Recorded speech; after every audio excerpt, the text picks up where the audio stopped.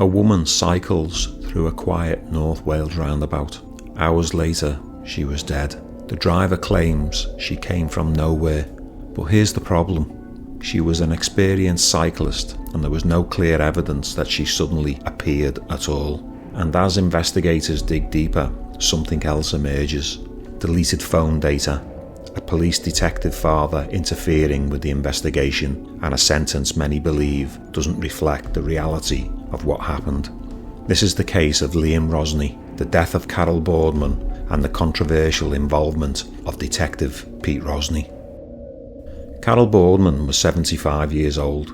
She was an experienced cyclist who was clearly visible as she approached a mini roundabout at Connors Quay, North Wales, on the 16th of July 2016. She was not reckless or hidden, and she certainly wasn't invisible. And yet moments later she was fatally struck by a Mitsubishi pickup driven by Liam Rosney. Carol was severely injured and was taken to hospital, where she later died from her injuries. At the scene, Liam Rosney reportedly said, "She came from nowhere." That phrase would become central to the investigation that followed, because while it suggests a sudden, unavoidable event, there is no definitive evidence proving Carol Boardman's fall placed her instantly into the vehicle's path in a way that made the collision unavoidable. What is clear, in the minutes before impact, Liam Rosney took 3 phone calls whilst driving his pickup truck. He had no hands-free system, and witnesses saw him looking down. He was on a call just 4 seconds before impact. Now we examine another detail that continues to raise questions. Liam Rosney's father was Detective Peter J. Rosney, known locally as Pete Rosney.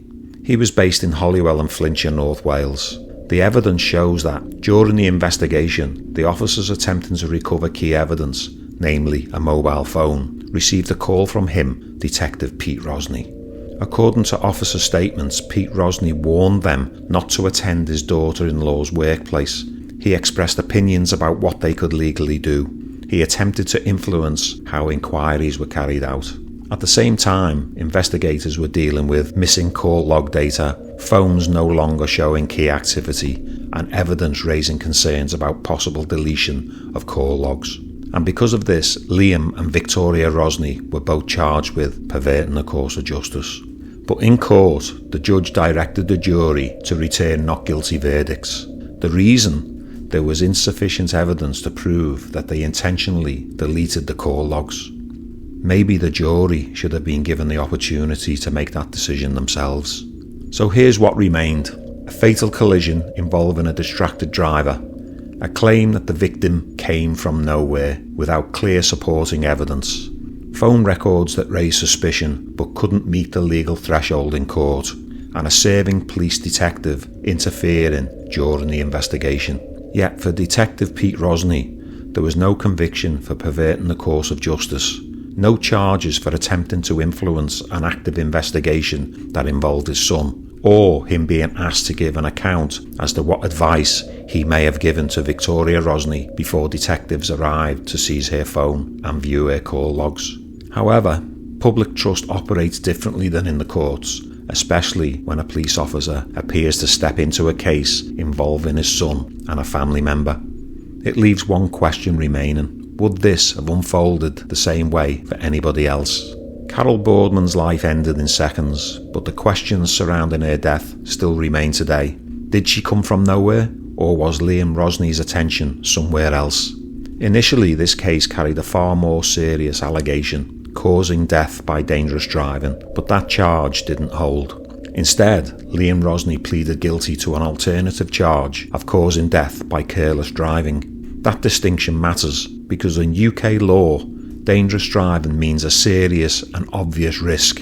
Careless driving makes for a lower level of fault or blame. Despite the fact he was actively using his mobile phone and witness testimony clearly indicated he was distracted looking down at it, the result was the tragic death of Carol Boardman. Yet with a more serious charge available, the prosecution accepted Liam Rosney's guilty plea to the lesser offence, which resulted in a very low 30-week prison sentence and just over 18 months driving ban. Carol Boardman was the mother of Olympic gold medal winner Chris Boardman, who won gold in the 1992 Barcelona Games. Speaking before sentencing, Chris Boardman described his loss as horrifically life-changing. He called for stronger driving bans to deter dangerous behaviour and paid tribute to his mother, not just as a victim, but as the person who inspired his entire journey in cycling. She was the most positive, outgoing person you could ever hope to meet, and her generosity of spirit inspired everyone she met. Somebody who took me swimming in the sea as a kid and raced me on a bike and has grandchildren is just taken away because somebody is careless, because they used a mobile phone. Our legal system think that's okay, and it's wrong. And he also added, "I'm pretty certain that the death of my mother won't be enough to change that system."